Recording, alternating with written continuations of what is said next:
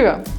Recimo, da ste se s stranko srečali na konferenci in se dogovorili za pripravo informativne ponudbe.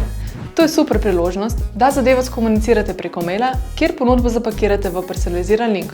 Ob kliku na link se nato odpre forma s prednaloženimi podatki o stranki, ki jo ta potrdi, hkrati pa pridobimo tudi GDPR soglasje za obdelavo osebnih podatkov in komunikacijo. Če e-mail še potrekate, preden ga pošljete, boste prejeli tudi informacijo, ali je bilo sporočilo odprto oziroma ali se je zgodil klik. Vse, kar ste naredili, je, da ste podatke, ki vam jih je stranka pustila v osebni komunikaciji, namesto nje vnesli v sistem in jih skupaj s ponudbo posredovali v potrditev. V trenutku, ko oseba prenese ponudbo, je vsaka njena nadaljnja aktivnost sledljiva in vidna na kartici kontakta. Naslednjič nadaljujemo s tem, kako prodajalcu obvestiti, da se je njegova potencialna stranka vrnila na spletno stran in začela raziskovati. Lepo se imejte!